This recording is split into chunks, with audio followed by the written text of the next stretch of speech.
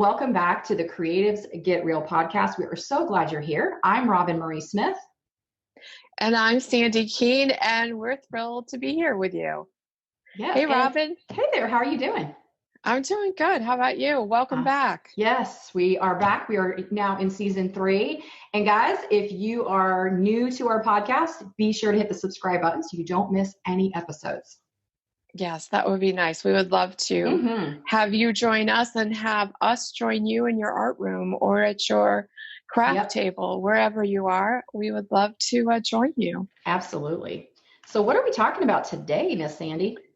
Today, we're going to talk about connection as an art tool.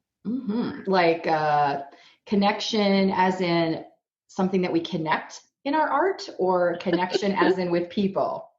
As in with people. With me, it is always about people and relationship and that community. One-to-one thing. Yep. So that's what we're going to... Well, not always one-to-one. It can also be, maybe a small group, like, groups that are kind of connecting. In fact, I just signed up for a mastermind, and I'm really excited because it's been many years since I've been a part of a mastermind group. And basically, it's just we get together and plan either work days where we're all together co-working, or we just get together and talk about a topic and things where we help each other and learn from each other, because we're all from so many different businesses that we have different perspectives on things. So I'm really looking forward to that. And it's funny because we were going to talk about this today, and I just signed up for one. So I'm going to give it a try and see how it goes. Yeah. So how many people are in a mastermind group? Well, it depends. I've been in mastermind groups that were as small as 4 people, which was really nice because we would get on Zoom and we could see each other, and we'd really have a lot of time, each one of us, to talk. And usually with something like that, you generally have a plan or something that you're following, or there's a topic for that particular session or whatever it is. And you can even do hot seats where maybe somebody gets up and they're the one that everyone's, asking questions of, and you're trying to help that one person. The one I just signed up for, I think, has about 15, which is the largest one I've ever been a part of. So I'm kind of anxious. We just signed up, so I have no idea how, it will play out, but I'm looking forward to it because, we've talked about this before.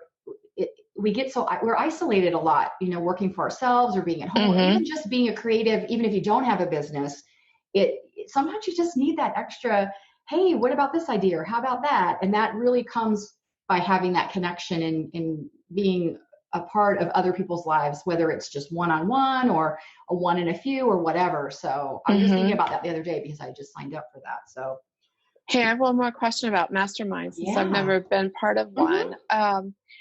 Is everyone in a art or creative business, or is it across the board? In the one that I signed up for, it's all entrepreneurs. So we're all in different businesses. Okay. So, and actually the one I was a part of before was the same. That group, I had a wedding photographer, a travel lady. She planned destination. She was a destination planner. And then there was another girl in there who was more artsy like me, and she had a stationery business. So, and then one girl was a web designer. So actually there were 5 of us, including me, there was 5. So so it was kind of diverse, but yet there were still some similarities. And even if you're in a different area, there's still a lot of things that are very common in running a business. Sure. So it actually is good because then you do get perspectives from different backgrounds or different people in different businesses. So yeah. That sounds really interesting. I'll keep you posted. Yeah. Update us. Yeah. That would be fun. Okay, so let's talk about how we personally use our experiences of using connection as an art tool. And I got to say that if it weren't for the people in my lives, the friends that I have that are also artists or creatives, I wouldn't be an artist. I know I would have given up by now, and I wouldn't be there's no way I would be coaching and teaching classes and on a podcast and all of those things. Yeah. I would probably just be doing adult coloring books in my spare time and calling it a day, truly. I love that. Yeah. It's it's those people, those relationships. Interestingly enough, today on Instagram, I was posting a photo of something that I had done that I'm really struggling with. And it's something that you are very good at. Uh-oh. So I probably should be talking to you going, oh, please help me. But I've been doing some paper collages in a project that I'm doing. Mm-hmm. And I have to say, I stink at it. And I was posting about struggling and think, hey, I really suck at this. And I got the sweetest comments from people saying, just lovely things about, well, they were using my things back to me, like saying, but the colors are pretty. Aw, you can always find something nice to say, right? You can always find something nice. Yes. So, but it was so sweet that, the community, the Instagram community was reaching out and encouraging me. Right. And then that encouraged you to keep going and not give up on it. Yeah, I do want to keep going. But I'm also going to be going at it with great humility, knowing, I stink at this and these are going to suck, but that's okay. Because that's where we all start. And that's, well, you can't be good at everything. Watercolor. That's right. Think about when you started doing watercolors. Right. Yeah. And I think it's funny because I think that, and I've had people say this, that it looks so easy. You're just cutting papers and throwing them down on the paper or whatever. Right. And you're like, not exactly. It's not. Yeah. It's not. And I'm like, well, I understand composition. I do composition all the time. I should be good at this. Oh no, I'm not. I stink. Oh boy. But it's so cool to have that connection with other people who hold you up when you're like, dang. That's right.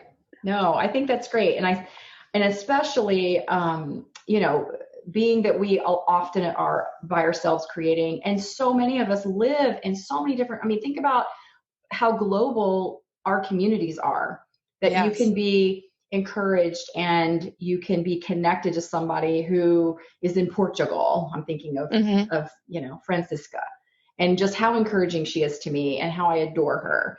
And yet she's all the way in Portugal. And I've seen her, we've done video calls, but I don't know if I'll ever meet her, but I feel like I know her. I feel like if I got together with her, it would be like we had always done that, Right. And that's so special when you have those connections with people. And absolutely. Yeah, for sure. Yeah. So go ahead. I was just going to say, I know that, whenever I get into a rut or I just hit a creative block, the best thing in the world I can do is FaceTime with another creative, especially someone I'm close to, and just work together and see what they're doing and be able to say, hey, I'm stuck right here.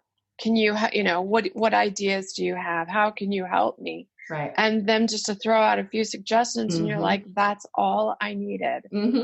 I'm over that block and I'm creating. And it's just so much more fun when you have, someone else working alongside with you. And you had an experience like this recently. Tell us about that. Yes. And it really, well, let me explain. Let me tell you what it was. It was a project. It's still going on now. And I know that it's called Tap Into Your Creativity. It's time in your studio. Basically, Sandra Fele Art, she's out of Minneapolis and she's a fine artist. She's a non-objective artist. So it's very abstract, but there's some differences with it. I'm not really sure I can even explain it.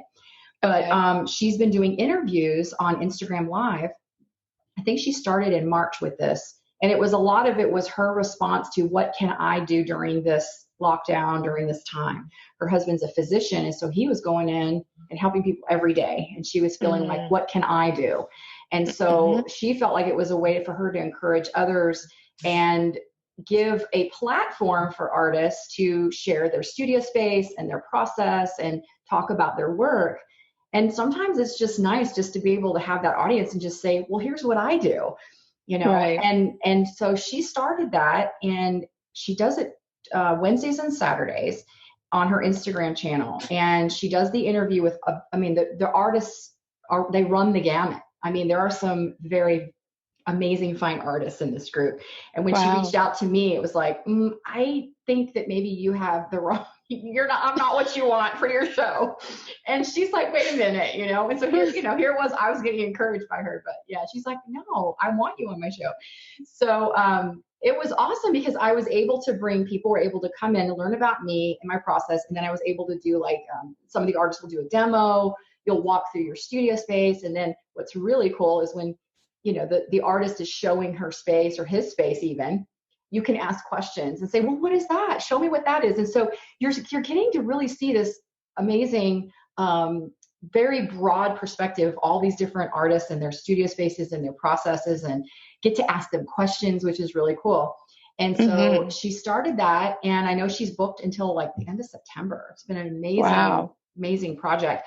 And then she asks each artist to create an original piece 10 by 10.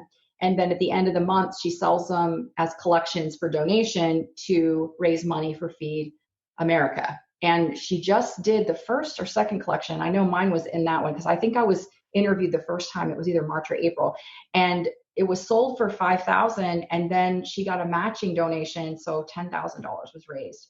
And there's still a lot more months to go. I know, but it's been, and I interviewed her actually. We decided, hey, you're interviewing all of these artists. Let me interview you. And she was able to share what it's done for her to open her up to this community of artists. And one of the things that she said that she realized is just how generous this community is and what that meant to her. And because she's on the other side and she's doing this, this is not something she's doing as a job. I mean, this is all, her time is being put into this. And she's done an amazing job with it. But she just said, it has opened me up to so many amazing artists and creatives that I never would have met and never would have communicated with. And some I even talk to more than, and she and I do, so it's kind of cool that, we made a connection even. So you just never know where those connections are going to happen or, where they're going to take place or what it's going to look like. But I just feel like I feel closer to the artist community just having watched them, whether they're live and I can tune in or whether I'm watching them on the replay. It's been really, really cool. So, and it's for a good cause, and it's benefiting so many who are home and otherwise aren't going out or can't go out or whatever. So it's been fun. I've really enjoyed being, and actually got interviewed twice. Once was for the art in my studio. The second was all about Makers Tech U and my helping of artists and makers to, overcome the tech challenges that they have. And so that was a whole different perspective on that one. So, but yeah, that's really interesting. Yeah. And I'll put information in the show notes about this for you guys so that you can tune in and watch past episodes, and even catch the ones if you're listening to us now in real time. There's still plenty more to come. So. Yeah, I would love the link myself. That sounds really interesting because, you and I know how many people say to us that they listen to our podcast while they're creating so that they have company. Yes. That they love the friendly voices in their room with them. And I know that when I create, I often listen to podcasts for the same reason is that, it does get lonely and it gets quiet. And yes, for sure. Yeah. So just having that can be such a spark to your creativity. Yeah. The other thing I wanted to mention is lately I have been getting so much more snail mail than ever before, and people just reaching out to each other and sending, what we used to call happy mail, an envelope that's got some little goodies in it. Yep. And that has been wonderful just to connect with people and have that little ray of sunshine come to your home when maybe it might be the exact day that you need that. Doesn't it always happen that way though? It always comes on the right day at the right time. Yeah. Yes. It's so wonderful when that happens. So yeah, I would like to encourage people to continue to connect and to reach out to each other. And if you feel up to it, write somebody a card and throw in a couple little pieces of art or some little fun thing that pretty paper that you're working on. That's it. Pretty papers are easy. We all have those. You can just cut pieces and assortment out and just pack them in a little envelope or put them in the card and just send those out. It doesn't take much. Right. Yeah. But it brings so much joy. It's such little effort for such a huge payoff. Absolutely. Yeah. Absolutely. Connection. It's a big deal. It is. It's really important at all times. Now, during this time, but also at all times. I mean, and like you said earlier about you probably would not be who you are as an artist today without those connections. It just reminds me so much of our story about how we connected in the beginning and how it was at a difficult time in my life. And I remember, that first time we met for not coffee at Panera. And then and then you had come over, and I remember thinking after you left, there is no way she is ever going to want to spend any time with me again. I was the worst company, but I was just dealing with something that was very difficult in my life. And you know what? I think, where would I be even if we hadn't made a connection and you hadn't been a part of my life to inspire me and encourage me and help me along my path as well. And of course, I feel like I've been, definitely that for you. And I'm just thinking, wow, I feel so blessed to have that. And I mean, and I know our connection is probably, it is bigger than most, it's a friendship even beyond just every now and then we see each other, or we're in a group or whatever online.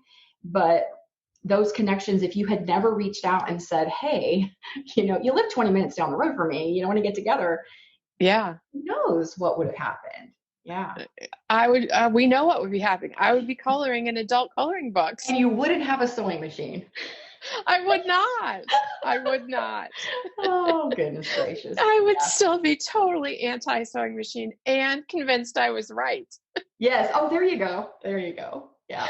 Yeah. Gosh. You know what? And that's what's great about those, those relationships and connections is it's not, sometimes you have to have the tough conversation or, let's talk about this, and that's great though. Yeah. That's great. So, well, it's like a marriage. Sometimes, you have to work things out between you because the relationship is way more important than the problem. Oh, it's absolutely. like, whatever this is, we will fix this. Absolutely.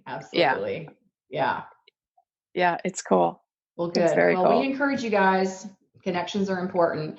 And even if, let's say you're in a Facebook group and there's several people in that group and you're kind of like, I think I like this person, or I feel like I connect with them.